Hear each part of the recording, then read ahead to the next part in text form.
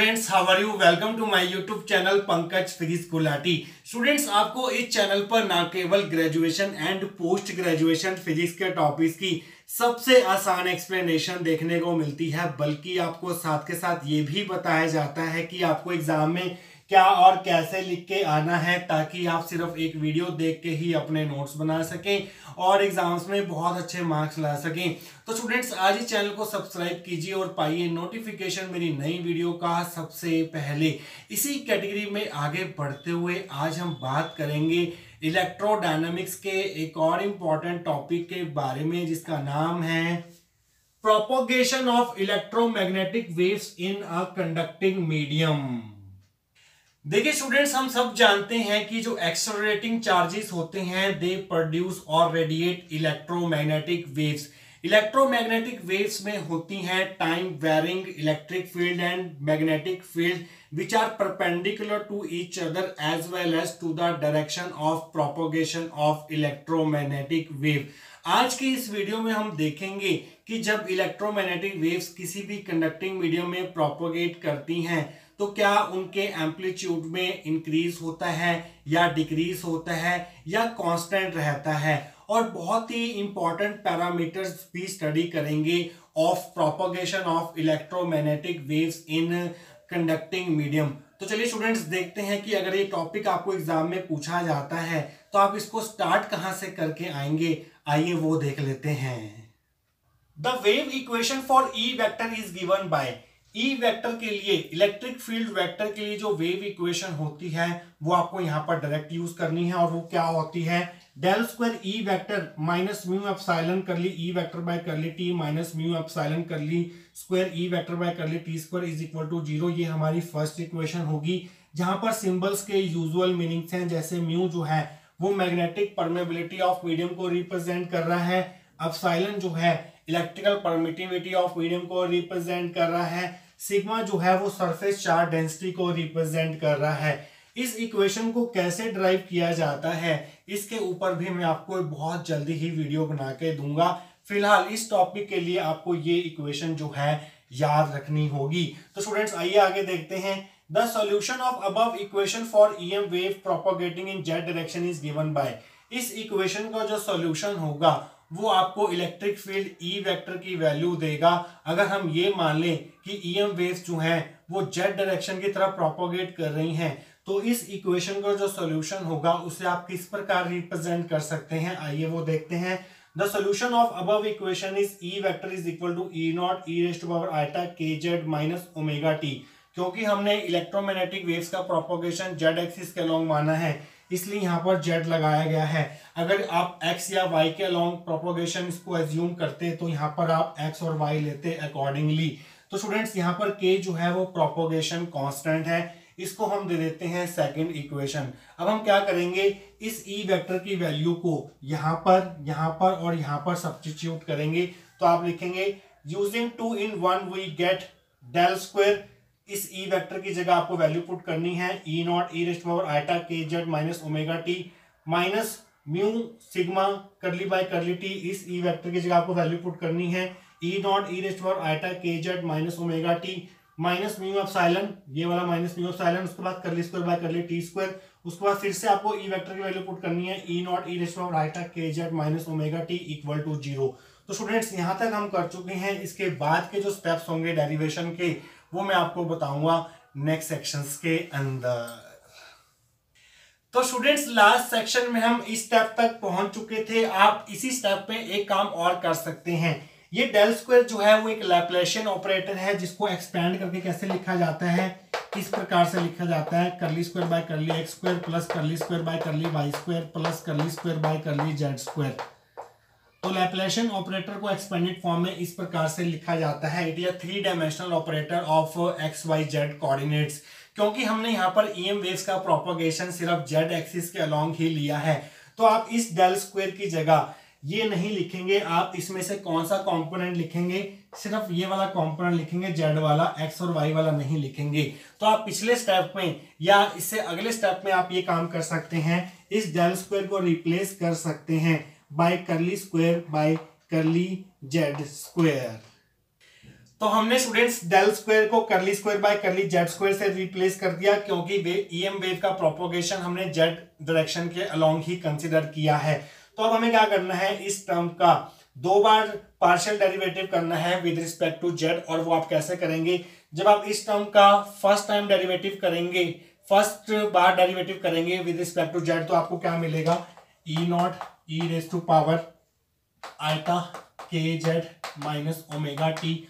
और जब आप इस टर्म का एक्सपोनेंशियल टर्म का जेड के रिस्पेक्ट में डेरिवेटिव करेंगे तो आपको मिलेगा आइटा के। ये तो एक बार करने से आपको आइटा के मिल जाएगा। जब आप दोबारा जेड के रिस्पेक्ट में करेंगे तो आपको यहां पर आइटा के फिर दोबारा से मिलेगा, तो ये हो जाएगा आइटा के स्क्वायर माइनस म्यू सिग्मा। ये टर्म ऐसी ही आएगी पहले, इसका अब हमें टाइम डेरिवेटिव करना है विद रिस्पेक्ट टू टी, तो आपको मिलेगा E naught E raise to power iota k z minus omega T.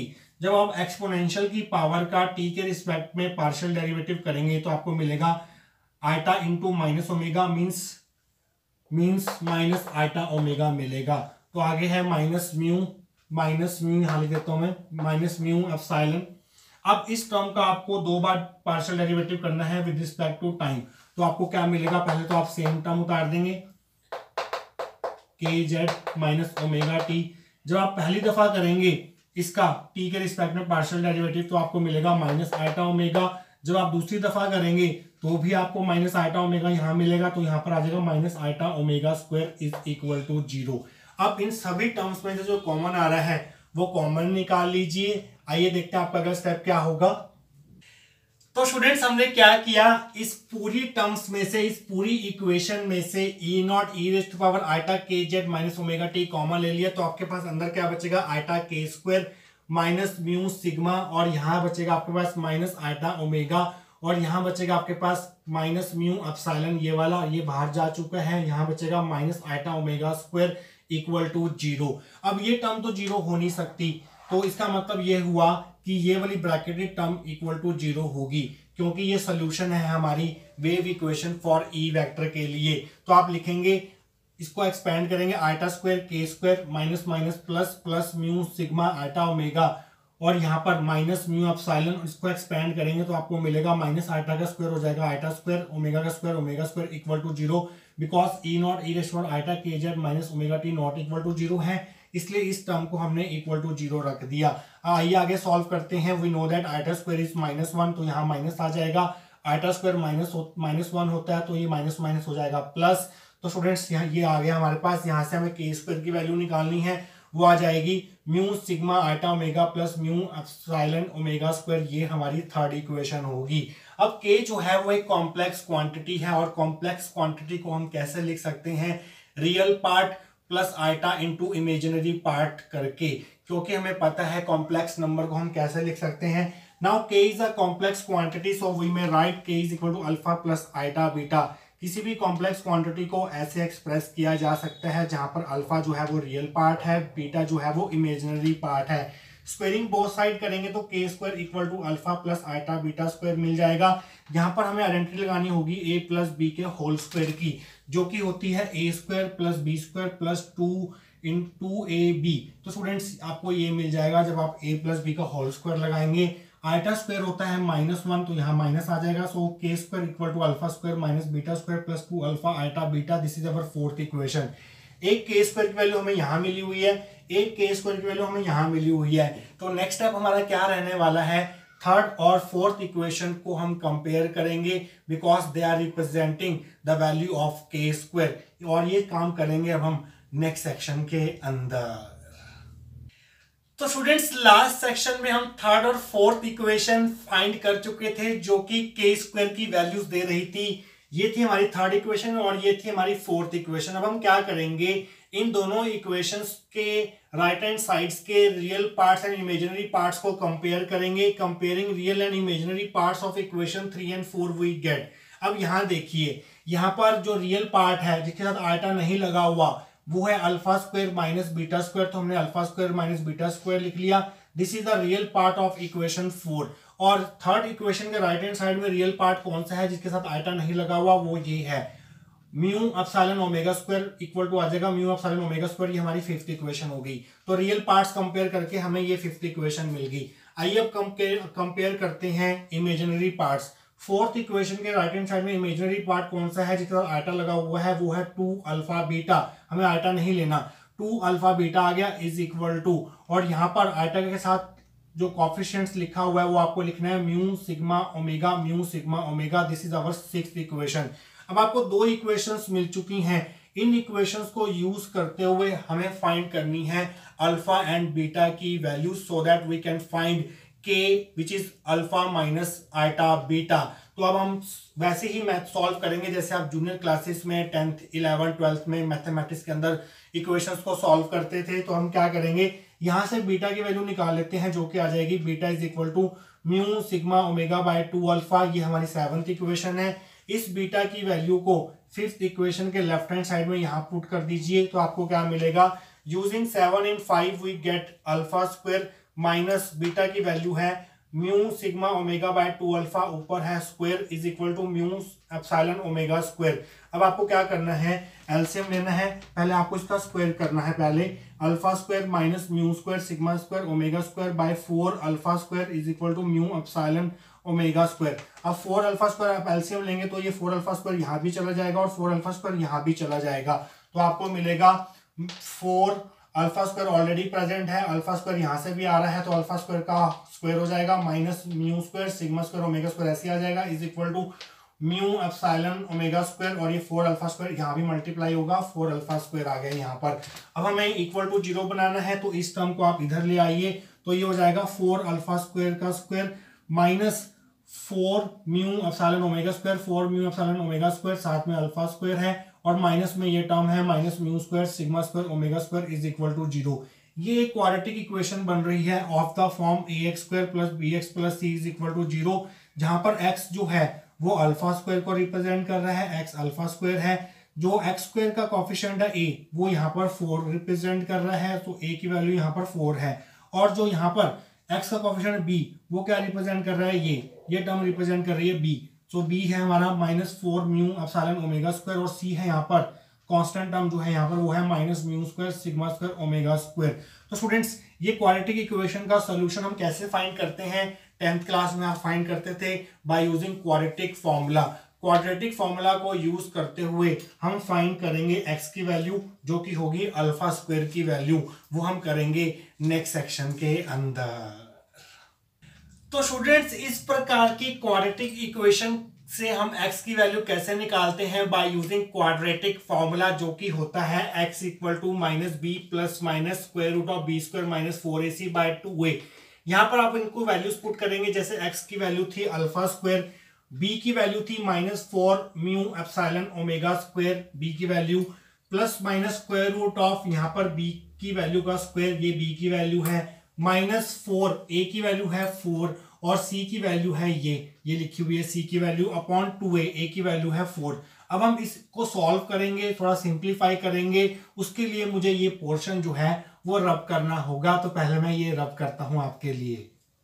तो स्टूडेंट्स मैंने उधर का पोर्शन रब कर दिया है और पिछले सेक्शन में हम यहां तक पहुंच चुके थे। अब हमें इसको सिंप्लीफाई करना है। आइए देखते हैं कैसे करेंगे। माइनस माइनस हो जाएगा plus 4 mu epsilon omega square plus minus इसका स्क्वायर करेंगे तो आपको मिलेगा 4 square mu square epsilon square omega 4, minus minus हो जाएगा प्लस 4 इंटू 4 का square mu square sigma square omega square और नीचे आ जाएगा 8। तो अब हम क्या करेंगे, इन दोनों टर्म्स में से कुछ टर्म्स कॉमन आ रही हैं, जैसे 4 का स्क्वायर दोनों में से कॉमन आ रहा है, तो 4 का स्क्वायर जब स्क्वायर रूट में से बाहर आएगा तो 4 बन के बाहर आएगा।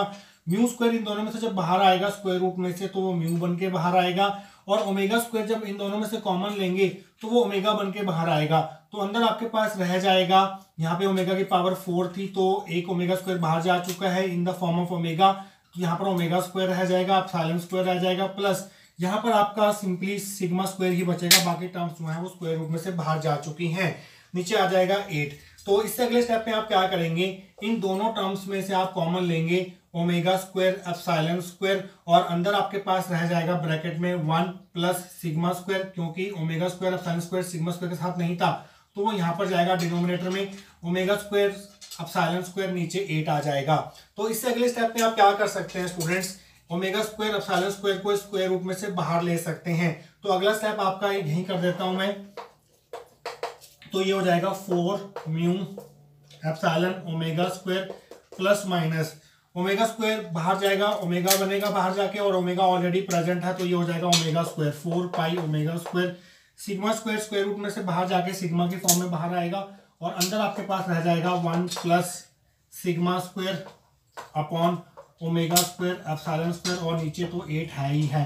तो स्टूडेंट्स यहां तक हम पहुंच चुके हैं, अभी और हमें सॉल्व करना है so that we can find value of alpha in the next section. तो स्टूडेंट्स लास्ट सेक्शन में हम अल्फा स्क्वायर की वैल्यू को यहां तक निकाल चुके थे। अब आप क्या करेंगे, न्यूमरेटर में से 4 mu epsilon omega square common लेंगे, यहां से भी और यहां से भी। तो आपका अगला स्टेप होगा alpha square is equal to 4 mu epsilon omega square, bracket में आप लिखेंगे 1 plus minus square root of 1 plus sigma square omega square epsilon square by 8।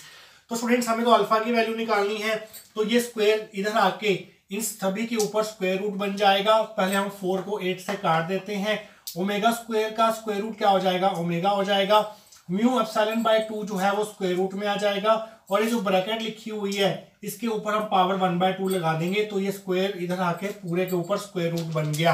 तो जैसे हमने अल्फा की वैल्यू के लिए स्टेप्स फॉलो किए, वैसे ही आप स्टेप्स फॉलो करके बीटा की वैल्यू फाइंड कर सकते हैं, और बीटा की वैल्यू आपको निकाल के नहीं दिखानी, सिमिलरली करके लिखना है, बस आपको हल्का सा चेंज करना है। जैसी अल्फा की वैल्यू आपको मिलेगी वैसी ही बीटा की वैल्यू मिलेगी, बस हल्का सा डिफरेंस होगा, और वो डिफरेंस होगा यहाँ पर आपको +1 मिल रहा है, और जब आप बीटा फाइंड करेंगे तो आपको यहाँ -1 मिलेगा। बाकी सारी टर्म जो है वो सेम रहेंगी, बट +1 की जगह यहाँ -1 कर देना है आपको। तो स्टूडेंट्स इसको हम दे देते हैं इक्वेशन नंबर 8 एंड 9, क्योंकि 7 इक्वेशन हमारी कंप्लीट हो चुकी थी। अब हम क्या करेंगे, हमें पता है E इज इक्वल टू क्या था, E0 e raise to power eta kz minus omega T था। तो हम क्या कर सकते हैं स्टूडेंट्स, यहाँ पर आप वेक्टर लगा दीजिएगा। हम क्या कर सकते हैं, यहाँ पर k की वैल्यू पुट कर सकते हैं, जो कि क्या है, अल्फा प्लस आइटा बीटा है। और जब आप इसको सॉल्व करेंगे, z को इससे मल्टीप्लाई करेंगे, आइटा को अंदर सभी टर्म से मल्टीप्लाई करेंगे, तो आपको क्या मिलेगा, e raise to power iota alpha z plus iota into eta eta square beta z minus iota omega T मिलेगा। इस आइटा स्क्वायर की जगह मैं यहीं पर -1 लिख रहा हूं, तो ये टर्म माइनस की हो जाएगी, माइनस बीटा जेड हो जाएगा।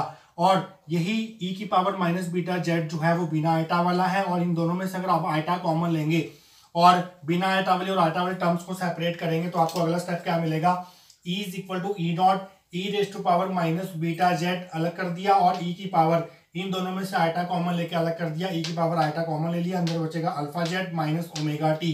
और स्टूडेंट्स आप क्या कर सकते हैं, यहाँ पर वेक्टर जुड़ लगा दीजिएगा, इस e की पावर माइनस बीटा जेड को अपॉन में ले जा सकते हैं, ये प्लस में हो जाएगी, E0 e raise to power iota alpha Z minus omega T by e की पावर बीटा जेड। तो यहाँ तक पहुंच चुके हैं, बाकी बचा हुआ पार्ट हम देखेंगे इस टॉपिक का आने वाले सेक्शंस के अंदर। तो स्टूडेंट्स लास्ट सेक्शन में हमने ई वेक्टर की वैल्यू निकाली थी इन टर्म्स ऑफ अल्फा बीटा।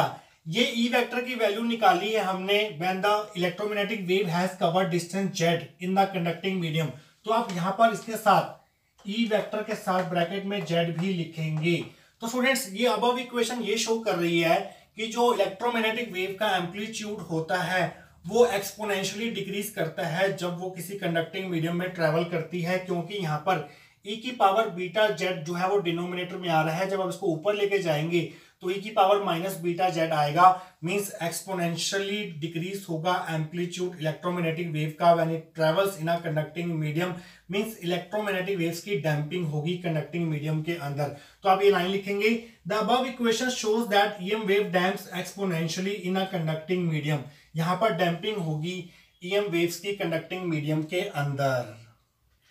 तो अब हम क्या करेंगे, यहाँ पर इस बीटा को 1/z से रिप्लेस करेंगे। Let beta is equal to 1/z so that beta Z is equal to 1। तो बीटा जेड की जगह 1 पुट कर दीजिए, तो आपको मिलेगा E vector at a distance z is equal to E0 e raise to power iota alpha Z minus omega T by e की power 1 आ जाएगा। और ये क्या है, ये है हमारे पास E vector divide by E, means यहाँ पर z जो है वो डिस्टेंस है जब इलेक्ट्रोमैग्नेटिक वेव्स का एम्पलीट्यूड कंडक्टिंग मीडियम में 1/e टाइम्स डिक्रीज हो जाता है, तो उस डिस्टेंस को हम बोलते हैं स्किन डेप्थ, जिसको हम डेल्टा से डिनोट करते हैं। तो यही लाइन आप लिखेंगे, the distance travelled by EM wave in a conducting medium when the amplitude of wave decreases by a factor of 1/e is known as skin depth delta. तो इसी को हम बोलते हैं स्किन डेप्थ डेल्टा। ये है हमारा कंडक्टिंग मीडियम। तो स्टूडेंट्स यहाँ पर जब कंडक्टिंग मीडियम से बाहर है हमारी इलेक्ट्रोमैग्नेटिक वेव, तो उसका एम्पलीट्यूड कांस्टेंट एम्पलीट्यूड है, E नॉट है। जैसे ही ये कंडक्टिंग मीडियम में एंटर करती है तो उसका एम्पलीट्यूड जो है वो एक्सपोनेंशियली डिक्रीज करना शुरू हो जाता है, और जब इसका एम्पलीट्यूड 1/e टाइम्स डिक्रीज हो जाता है तो जो डिस्टेंस ट्रेवल किया होता है कंडक्टिंग मीडियम में इलेक्ट्रोमैग्नेटिक वेव ने, that distance is known as skin depth, जिसको हम डेल्टा से डिनोट करते हैं। और डेल्टा जो होता है, इसको अगर जेड को अगर हम डेल्टा मान लें, ये वो डिस्टेंस है स्किन डेप्थ के बराबर है, तो बीटा जो होगा वो डेल्टा का रेसिप्रोकल हो जाएगा, या फिर आप ये कह सकते हैं skin depth is reciprocal of beta. तो स्टूडेंट्स अभी हमें स्किन डेप्थ का एक्सप्रेशन फाइंड करना है, बीटा की वैल्यू यहाँ सब्स्टिट्यूट करनी है जो हमने पिछले सेक्शंस में निकाली है, और भी थोड़ा और काम बचा है इस टॉपिक में, वो हम देखेंगे आने वाले सेक्शंस के अंदर। तो स्टूडेंट्स आइए आगे बढ़ते हैं। पिछले सेक्शंस में हमने बीटा की वैल्यू फाइंड की थी जो कि ये निकल के आई थी, और अभी हमने पिछले सेक्शन में ही देखा जो स्किन डेप्थ डेल्टा होता है वो बीटा का रेसिप्रोकल होता है। तो यहाँ पर अगर आप बीटा की वैल्यू पुट करेंगे ये वाली, तो आपको क्या मिलेगा, डेल्टा इज इक्वल टू, ये पूरी की पूरी वैल्यू रेसिप्रोकल हो जाएगी, तो ओमेगा का बन जाएगा 1/ओमेगा और स्क्वायर रूट बन जाएगा 2/म्यू एप्सिलॉन। ब्रैकेट में आ जाएगा आपके पास, सेम टर्म आप लिख देंगे, बट जो पावर +1/2 थी वो -1/2 कर देंगे आप, तो ये आपको डेल्टा मिल गया। तो स्टूडेंट्स अब आप क्या करेंगे, गुड कंडक्टर्स की बात करते हैं। गुड कंडक्टर्स में ये जो रेशो होता है सिग्मा बाय ओमेगा एप्सिलॉन, ये 1 से बहुत बड़ा होता है। Sigma by omega epsilon is greater than 1। तो इसको अगर मैं ऐसे लिख दूं, सिग्मा बाय ओमेगा एप्सिलॉन का होल स्क्वायर, तो कोई गलत नहीं होगा। तो 1 जो है वो बहुत छोटा है इस टर्म के कंपैरिजन में, तो 1 को हम नेग्लेक्ट कर सकते हैं। तो इस स्क्वायर रूट के अंदर सिर्फ आपके पास ये वाली टर्म रह जाएगी। तो आपका अगला स्टेप होगा, delta is equal to one by omega square root of 2/म्यू epsilon, bracket start -1 plus minus square root sigma by omega epsilon square, ऊपर रह जाएगा -1/2। इस 1 को हमने नेग्लेक्ट कर दिया in comparison of sigma by omega epsilon. तो इससे अगला स्टेप आपका क्या हो सकता है, इस स्क्वायर से आप स्क्वायर रूट काट देंगे तो आपको मिलेगा डेल्टा इज इक्वल टू, और साथ ही इस ओमेगा को आप स्क्वायर रूट के अंदर ले जाएंगे तो ये अंदर जाके ओमेगा स्क्वायर हो जाएगा, कोई प्रॉब्लम नहीं है इसमें भी। Delta is equal to square root 2/म्यू epsilon omega square, bracket start -1 plus minus sigma by omega epsilon, बड़ी ब्रैकेट क्लोज -1/2। अब हमने देखा कि गुड कंडक्टर्स के लिए सिग्मा बाय म्यू एप्सिलॉन जो है वो 1 से बहुत बड़ा होता है, तो इस -1 को भी हम नेग्लेक्ट कर सकते हैं in comparison of sigma by omega epsilon. तो ये -1 भी आप हटा देंगे यहाँ से, तो आपको मिलेगा delta is equal to square root of 2/म्यू epsilon omega square sigma by omega epsilon -1/2। इस -1/2 को अगर आप +1/2 करना चाहते हैं तो आपको इसका रेसिप्रोकल करना पड़ेगा। तो मैं यहाँ पे इसका रेसिप्रोकल कर देता हूँ और यहाँ पर +1/2 कर देता हूँ। +1/2 का मतलब है स्क्वायर रूट, तो मैं यहाँ पर स्क्वायर रूट लगा देता हूँ। तो ये दोनों स्क्वायर रूट जो है वो कंबाइन हो जाएंगे, तो आपको मिलेगा delta is equal to square root 2/म्यू epsilon omega square into omega epsilon by sigma. तो ओमेगा से ओमेगा काट दीजिए और इससे ये काट दीजिए। तो फाइनली जो आपको स्किन डेप्थ डेल्टा का एक्सप्रेशन मिलेगा वो मिलेगा स्क्वायर रूट ऑफ 2/म्यू सिग्मा ओमेगा। तो स्किन डेप्थ का एक्सप्रेशन हमने फाइंड कर लिया है in terms of sigma mu and omega. तो स्टूडेंट्स इसके बाद 2-3 स्टेप्स और बचे हैं, वो मैं आपको करवाऊंगा नेक्स्ट सेक्शन के अंदर। तो स्टूडेंट्स लास्ट सेक्शन में हमने गुड कंडक्टर्स के लिए स्किन डेप्थ का एक्सप्रेशन फाइंड कर लिया था। आइए फाइंड करते हैं face velocity of EM wave in conducting medium for good conductors. तो आप फेस वेलोसिटी का एक्सप्रेशन जो होगा वो कौन से फॉर्मूले से निकालेंगे, ओमेगा बाय अल्फा फॉर्मूले से निकालेंगे। अल्फा की वैल्यू हमने पिछले सेक्शंस में ड्राइव की थी जो कि थी omega square root mu epsilon by 2 बड़ी bracket start 1 plus minus square root of 1 plus sigma square by omega square epsilon square का 1/2। तो ओमेगा से ओमेगा कैंसिल हो जाएगा, इन सभी टर्म्स को आप ऊपर लेके जाएंगे। So v will be equal to phase velocity will be equal to square root of, ये रेसिप्रोकल हो जाएगा 2/म्यू एप्सिलॉन, और ये सारी टर्म ऊपर जाएगी, बट जो साइन है वो 1/2 की जगह -1/2 हो जाएगा, इसकी पावर जो है वो नेगेटिव हो जाएगी। गुड कंडक्टर्स के लिए सिग्मा बाय ओमेगा एप्सिलॉन की वैल्यू जो है वो ग्रेटर देन 1 होती है। तो इस टर्म के कंपैरिजन में आप इस 1 को नेगलेक्ट कर सकते हैं, तो आपके पास क्या बचेगा, ये बचेगा। ऊपर स्क्वायर है, यहाँ पर स्क्वायर रूट है, ये कैंसिल हो जाएगा। Again in comparison of sigma by omega epsilon you can neglect this one, तो आपके पास सिर्फ सिंपली यहाँ पर सिग्मा बाय ओमेगा एप्सिलॉन की पावर -1/2 बचेगी। और जब आप इसका रेसिप्रोकल करेंगे तो ये हो जाएगा ओमेगा एप्सिलॉन बाय सिग्मा की पावर 1/2, -1/2 से +1/2 कन्वर्ट कर दिया आपने। और इस 1/2 को आप स्क्वायर रूट के अंदर लिख सकते हैं, इस तरह से लिख सकते हैं, साथ में मल्टीप्लाई लगा सकते हैं। और 1/2 को हमने स्क्वायर रूट में कन्वर्ट कर दिया, तो आपकी कुछ टर्म्स कैंसिल हो रही है। यहाँ पर देखिए क्या क्या कैंसिल हो रहा है, यहाँ पर कैंसिल हो रहा है आपका, सिर्फ एप्सिलॉन कैंसिल हो रहा है। तो फेस वेलोसिटी आ गई square root of 2 omega mu sigma. तो इस वेलोसिटी के साथ जो आपकी ईएम वेव है वो प्रोपोगेट करेगी इनसाइड अ कंडक्टिंग मीडियम। और जो रिफ्रैक्टिव इंडेक्स होगा वो होता है c/v, velocity of light in air divided by velocity of light in medium. तो यहाँ पर v की वैल्यू पुट कर दीजिए जो अभी हमने निकाली है। तो इसको जब आप सॉल्व करेंगे, रेसिप्रोकल करेंगे मींस, तो आपको मिल जाएगा n = c square root of mu sigma by 2 omega. तो यहाँ तक आप एग्जाम में करके आएंगे। तो हमने आज के टॉपिक में देखा कि कैसे जो है ईएम वेव्स प्रोपोगेट करती हैं कंडक्टिंग मीडियम में, स्किन डेप्थ क्या होती है, फेस वेलोसिटी क्या रहने वाली है, रिफ्रैक्टिव इंडेक्स क्या रहने वाला है आपके कंडक्टिंग मीडियम का। तो स्टूडेंट्स ये था आपका आज का टॉपिक। आई होप आपको आज की डेरिवेशन जो है वो अच्छे से क्लियर हुई होगी। मिलेंगे किसी और इंपॉर्टेंट टॉपिक ऑफ इलेक्ट्रोडायनेमिक्स के साथ। Till then take care.